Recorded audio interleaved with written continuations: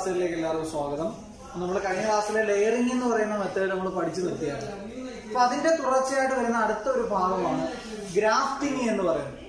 അപ്പൊ ഗ്രാഫ്റ്റിങ്ങിനെ പറ്റി അല്ലെങ്കിൽ എന്താണ് ഗ്രാഫ്റ്റിംഗ് എന്നുള്ള കാര്യം നമുക്ക് എന്ത് ചെയ്യാം ഈ ക്ലാസ്സിൽ ചർച്ച ചെയ്യാം. അപ്പോൾ നേരത്തെ നമ്മൾ ലെയറിംഗ് നടത്തിയത് ഒരൊറ്റ ബ്രാഞ്ച് എടുത്ത് ഒരൊറ്റ പ്ലാന്റിൽ തന്നെയാണ് നമ്മൾ ലെയറിംഗ് നടത്തിയത്. ഗ്രാഫ്റ്റിങ്ങിന് വേണ്ടി നമ്മൾ രണ്ട് പ്ലാന്റുകളെയാണ് നമ്മൾ സെലക്ട് ചെയ്യേണ്ടത്. രണ്ട് പ്ലാന്റുകളെ നമ്മൾ ഗ്രാഫ്റ്റിങ്ങിനായിട്ട് തിരഞ്ഞെടുക്കണം. ഒന്നിന്റെ ബ്രാഞ്ച് മാത്രം മതിയാവും. ഒന്ന് മൊത്തത്തിൽ എന്ത് ചെയ്യണം, ആ റൂട്ടഡ് പ്ലാന്റിനെ മുഴുവനായിട്ട് നമ്മൾ സെലക്ട് ചെയ്യണം. അപ്പൊ നമ്മൾ തിരഞ്ഞെടുക്കുന്ന രണ്ട് പ്ലാന്റുകളെയാണ് നമ്മൾ തിരഞ്ഞെടുക്കുന്നത് പറഞ്ഞു.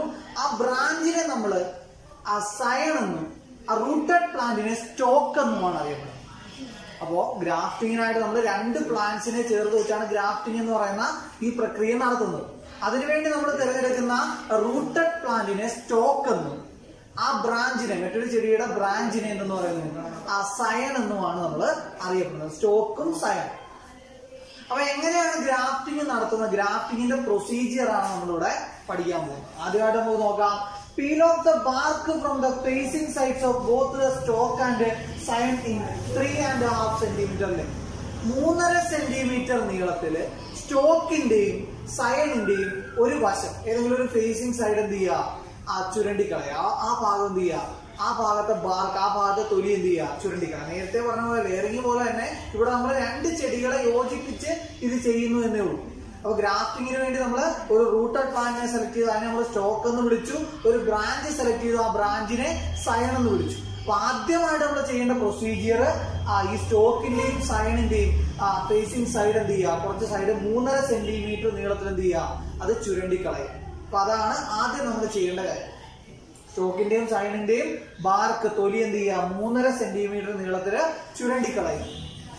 അതിനുശേഷം ചെയ്യേണ്ട കാര്യമാണ് bring the peeled off portions of stalk and sign in contact with each other, walk from together firmly with a jute train.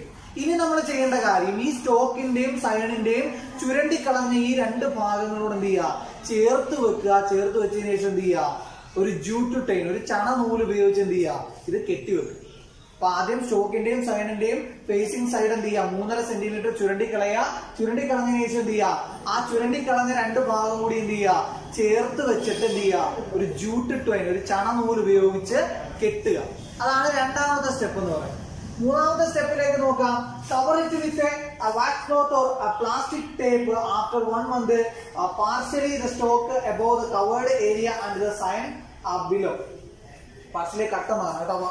എന്ത് ചെയ്യുക, അടുത്തായിട്ട് നമ്മൾ പറയുന്നത് ആ സ്റ്റോക്കിന് മുകൾ ഭാഗമുള്ള ഭാഗം, ഈ ഇത് വെച്ച് നമ്മൾ കെട്ടിയ കാര്യം പറഞ്ഞു. നമ്മള് ഒരു ജൂട്ട് ടൈം വെച്ച് കെട്ടിയിരിക്കുകയാണ്. എന്നിട്ട് എന്ത് ചെയ്യുക, നല്ല രീതിയിൽ അത് കവർ ചെയ്ത് വെക്കുക. കവർ ചെയ്ത് വെച്ചതിന് ശേഷം എന്ത് ചെയ്യുക, സ്റ്റോക്കിന് മുകൾ ഭാഗവും അതുപോലെ തന്നെ എന്താ സയനിന്റെ താഴ്ഭാഗവും ചെറുതായിട്ട് എന്ത് ചെയ്യുക, ഒന്ന് കട്ട് ചെയ്ത് വെച്ചേക്കുക. അപ്പൊ 3 സ്റ്റെപ്പാണ് നമ്മൾ ചെയ്തത്. ആദ്യമായിട്ട് സ്റ്റോക്കിന്റെയും സയനിന്റെയും ബാർക്ക്, ഫേസിംഗ് സൈഡിലെ ബാർക്ക് തൊലി എന്ത് ചെയ്യുക, 3.5 സെന്റിമീറ്റർ നീളത്തിൽ ചുരണ്ടിക്കളയുക. ചുരണ്ടിക്കളഞ്ഞതിന് ശേഷം അത് രണ്ടും കൂടെ ചേർത്ത് വെച്ച് എന്ത് ചെയ്യുക, ഒരു ചണ നൂല് ഉപയോഗിച്ച് കെട്ടുക. കെട്ടിയതിനു ശേഷം എന്ത് ചെയ്യുക, നല്ല രീതിയിൽ ഒരു പ്ലാസ്റ്റിക് ടേപ്പ് ഉപയോഗിച്ച് ഒരു വാക്സ് ക്ലോത്ത് ഉപയോഗിച്ച് എന്ത് ചെയ്യുക, നല്ല രീതിയിൽ അതിനൊന്ന് കവർ ചെയ്യുക. അങ്ങനെ കവർ ചെയ്തതിനു ശേഷം എന്ത് ചെയ്യുക, സ്റ്റോക്കിന് മുകൾ ഭാഗവും അതുപോലെ തന്നെ എന്താ സയനിന്റെ താഴ്ഭാഗത്ത് എന്ത് ചെയ്യുക, ചെറിയൊരു കട്ടിടുക. സ്റ്റോക്കിന് മുകൾ ഭാഗത്തോട്ട് ഇരിക്കുന്ന ചെടിയുടെ ആ ചില്ലകളും അതുപോലെ തന്നെ എന്താ ഇതിന്റെ താഴ്ഭാഗത്തേക്ക്, ഈ സയനിന്റെ താഴ്ഭാഗത്തേക്ക് ഇരിക്കുന്ന ആ ഭാഗത്ത് ഒരു കട്ട് ചെയ്ത്, മുഴുവനായിട്ട് കട്ട് ചെയ്യരുത്, ചെറുതായിട്ട് എന്ത് ചെയ്യുക, കട്ട് ചെയ്ത് വെച്ചേക്കുക. എന്നിട്ട് എന്ത് ചെയ്യുക, wait for 1 more month and cut and detach the part completely when it attains proper growth. അപ്പം ഇത് നല്ല രീതിയിൽ വളർന്നതിന് ശേഷം എന്ത് ചെയ്യുക, സ്റ്റോക്കിന്റെയും സയനിന്റെയും ആ കട്ട് ചെയ്ത ഭാഗം മുഴുവനായിട്ട് എന്ത് ചെയ്യുക, ആ കട്ട് ചെയ്ത് മാറ്റി മുഴുവനെ അതിൽ നിന്ന് എന്ത് ചെയ്യുക, ഡിറ്റാച്ച് ചെയ്ത് കൊണ്ടുവരും. It can be replanted in more suitable place. Remove the new branches sprouting on the stalk. പിന്നീട് എന്ത് ചെയ്യുക, പുതിയതായിട്ട് ആ സ്റ്റോക്കിനകത്ത് എന്തെങ്കിലും ബ്രാഞ്ചസ് കിളിച്ചു വന്നിട്ടുണ്ടെങ്കിൽ അത് എന്ത് ചെയ്യുക, റിമൂവ് ചെയ്തതിന് ശേഷം, അത് വെട്ടി മാറ്റിയതിന് ശേഷം അതിന് മറ്റൊരു സ്യൂട്ടബിൾ ആയിട്ടുള്ള സ്ഥലത്തേക്ക് എന്ത് ചെയ്യുക, മാറ്റി നടും. അങ്ങനെ മാറ്റി നട്ടാൽ നമുക്ക് എന്ത് ചെയ്യാം, ഈ രണ്ട് പ്ലാന്റ്സിന്റെയും ഈ സ്റ്റോക്കിന്റെയും സയനിന്റെയും പ്രോപ്പർട്ടീസ് ഉള്ള പുതിയൊരു പ്ലാന്റിനെ നമുക്ക് എന്ത് ചെയ്യും, വളർത്തിയെടുക്കാൻ സാധിക്കും. അപ്പൊ ഞാൻ എന്താ ഇത് നമുക്ക് മാവ് അങ്ങനെയുള്ള സാധനങ്ങളാണ് നമ്മൾ പൊതുവെ എന്ത് ചെയ്യുന്നത്, സ്പീഷ്യസിലുള്ള രണ്ട് പ്ലാന്റ്സിന് ഉപയോഗിച്ച് എന്ത് ചെയ്യാം, നമുക്ക് ഈ ഗ്രാഫ്റ്റിംഗ് നടത്താം. അപ്പൊ ഗ്രാഫ്റ്റിംഗ് എന്താണെന്നുള്ള ഒന്നുകൂടെ പറയാം. ആദ്യം നമ്മൾ എന്ത് ചെയ്യുക, 2 ചെടികൾ സെലക്ട് ചെയ്യുക. 2 ചെടിയുടെ ഒന്നിന്റെ ബ്രാഞ്ചും ഒന്നിനെ എന്താ മൊത്തത്തിൽ ആ റൂട്ടഡ് പ്ലാന്റിനെയാണ് നമ്മൾ സെലക്ട് ചെയ്യുന്നത്. റൂട്ടഡ് പ്ലാന്റിനെ സ്റ്റോക്ക് എന്നും ബ്രാഞ്ചിനെ സയൺ എന്നുമാണ് അറിയപ്പെടുന്നത്. ആദ്യം ചെയ്യുന്ന പ്രൊസീജിയർ സ്റ്റോക്കിന്റെയും സയണിന്റെയും എന്ത് ചെയ്യുക, 3.5 സെന്റിമീറ്റർ നീളത്തിൽ അതിന്റെ തൊലി ചുരണ്ടി കളയുക. തൊലി ചുരണ്ടി കളഞ്ഞതിന് ശേഷം എന്ത് ചെയ്യുക, ഇത് രണ്ടും കൂടെ കൂട്ടി വെച്ചിട്ട് എന്ത് ചെയ്യുക, ഒരു ചണനൂല് ഉപയോഗിച്ച് ആ ചുരണ്ടി കളഞ്ഞ ഭാഗം കൂട്ടി വെച്ചിട്ട് എന്ത് ചെയ്യുക, കെട്ടുക.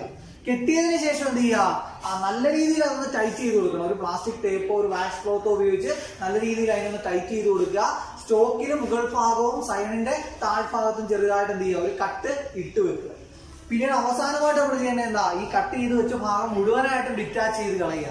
മുഴുവനായിട്ടും എന്ത് ചെയ്യുക, മാറ്റി കളഞ്ഞതിന് ശേഷം എന്ത് ചെയ്യുക, പുതിയ ഒരു സ്ഥലത്തേക്ക് അതിനെ മാറ്റി നടുക. അങ്ങനെ മാറ്റി നടുമ്പോൾ എന്ത് ചെയ്യും, ഈ 2 പ്ലാന്റ്സിന്റെയും ക്വാളിറ്റി കലർന്ന ഒരു പുതിയ വെറൈറ്റി എന്ത് ചെയ്യാം, നമുക്ക് ഉണ്ടാക്കിയെടുക്കാൻ സാധിക്കും. അപ്പൊ ഇതെന്ന് പറയുന്നത് അല്പം ഒരു പ്രയാസമുള്ള ഭാഗമാണ്. ലെയറിങ്, ഗ്രാഫ്റ്റിംഗ്, അടുത്ത വരാൻ പോകുന്ന ബഡ്ഡിങ് എന്നൊക്കെ പറയുന്നത് എന്താ, ഒരു ഇച്ചിരി പ്രയാസമുള്ള ഭാഗമാണ്. ഈ ഒരു പാഠം മാത്രമേ നമ്മൾ ഈ പ്രയാസം അനുഭവിക്കേണ്ടതായിട്ടുള്ളൂ. അത് കഴിഞ്ഞാൽ തുറന്നു വരുന്ന മിററിന്റെ പാഠവും അതുപോലെ തന്നെ ആസിഡിന്റെ പാഠവും ഒക്കെ എന്താ, 2ാമത്തെയും 3ാമത്തെയും ഒക്കെ പാഠം വളരെ എളുപ്പമുള്ള പാഠമാണ്. അപ്പൊ ആദ്യത്തെ ഒരു ചെറിയ പ്രയാസം മാത്രമേ ഇതിനകത്തുള്ളൂ. അപ്പൊ ഇത് നല്ല രീതിയിൽ ഈ പ്രൊസീജിയർ ഒന്ന് പഠിച്ചു വെക്കുക. സ്റ്റോക്ക് എന്താണെന്നും സയൺ എന്താണെന്നും എന്ത് ചെയ്യുക, നല്ല രീതിയിൽ ഓർത്തു വെക്കുക. അപ്പൊ അടുത്തായിട്ട് നമ്മൾ ബഡ്ഡിങ്ങിനെ പറ്റിയാണ് പഠിക്കാൻ പോകുന്നത്. ബഡ്ഡിങ്, ലെയറിങ് കഴിഞ്ഞു, ഗ്രാഫ്റ്റിംഗ് കഴിഞ്ഞ് അടുത്തത് ബഡ്ഡിങ് എന്ന് പറയുന്ന പ്രൊസീജിയറാണ്. ഇവിടെ നമ്മൾ സ്റ്റമ്മിനെയാണ് ഉപയോഗിക്കുന്നത്. ഇവിടെ നമ്മൾ മുട്ട്, നമ്മൾ ചെടിയുടെ പൂമുട്ടുണ്ടല്ലോ, ആ മുട്ട് ഉപയോഗിച്ചാണ് നമ്മൾ എന്ത് ചെയ്യുന്നത്, മുട്ട ഉപയോഗിച്ചാണ് നമ്മളിവിടെ ഈ പ്രൊസീജിയർ നടത്തുന്നത്. അതായത് ഒരു ചെടിയിൽ തന്നെ പല നിറമുള്ള പല വർണ്ണങ്ങളുള്ള പൂക്കൾ നമുക്ക് എന്ത് ചെയ്യാം, ബഡ്ഡിങ്ങിലൂടെ നിർമ്മിക്കാൻ പറ്റും. ഒരു റോസാ ചെടിയിൽ തന്നെ, ഒറ്റ റോസാ ചെടിയിൽ തന്നെ വെള്ളയും ചുവപ്പും ഒക്കെ എന്ത് ചെയ്യാം, റോസ നമുക്ക് നിർമ്മിച്ചെടുക്കാൻ സാധിക്കും.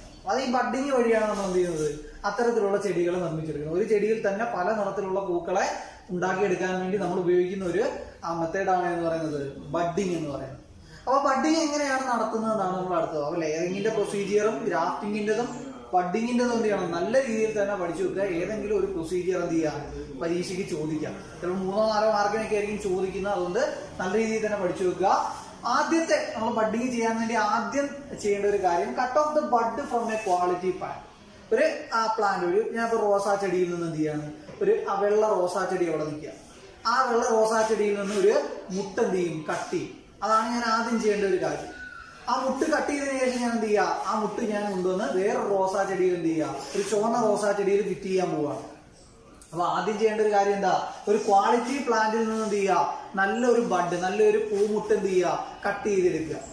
കട്ട് ചെയ്തെടുത്തതിന് ശേഷം make a tee shaped cut on the plant which the bud is to be grafted and leave the bark open. ഈ ബഡ് വെക്കേണ്ട ഒരു പ്ലാന്റ് കാണുമല്ലോ, അപ്പൊ ആ പ്ലാന്റിൽ എന്ത് ചെയ്യുക, ടീ ഷേപ്പില്, ഏത് ഷേപ്പിലാണ്, ഇംഗ്ലീഷ് അക്ഷരമാലയിലെ ടീ ആകൃതിയിൽ എന്ത് ചെയ്യുക, അതിന്റെ തൊലി ചുരുണ്ടിക്കളയുക. ആദ്യം ഒരു പ്ലാന്റിൽ നിന്ന് കട്ട് ചെയ്യുക, മറ്റൊരു പ്ലാന്റിൽ എന്ത് ചെയ്യുക, ടീ ആകൃതിയില് മറ്റൊരു പ്ലാന്റിന്റെ സ്റ്റമ്മിൽ എന്ത് ചെയ്യുക, ഒരു കട്ട് കൊടുക്കുക. അതിന്റെ തൊലി എന്ത് ചെയ്യുക, ടീ ആകൃതിയിൽ ചുരണ്ടിക്കളയുക.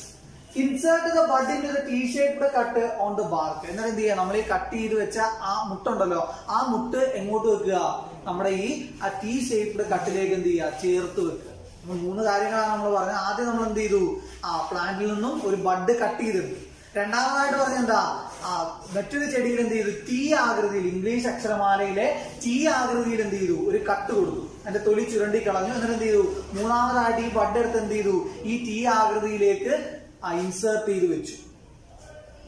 വാപ്പിറ്റിനെ such a way that the bud is exposed. അതായത് പൂമുട്ട് പുറത്തേക്ക് തള്ളി നിൽക്കുന്ന ഭാഗത്ത് എന്ത് ചെയ്യുക, എന്നിട്ട് ഇതിനെ കെട്ടിവെക്കുക.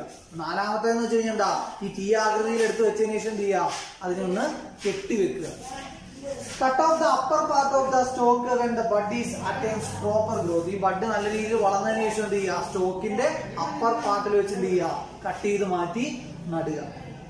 അപ്പം ഇത്രയും കാര്യങ്ങളാണ് നമ്മൾ ബഡ്ഡിങ്ങിനകത്ത് നമ്മൾ ചെയ്യുന്ന ഒരു കാര്യം എന്ന് പറയുന്നത്. അപ്പം ബഡ്ഡിങ് എങ്ങനെയാണ് ചെയ്യുന്നത് നമുക്ക് ഒന്നുകൂടെ പറയാം. ആദ്യമായിട്ട് നമ്മൾ എന്ത് ചെയ്യുക, ഒരു ബഡ് കട്ട് ചെയ്തെടുക്കുക.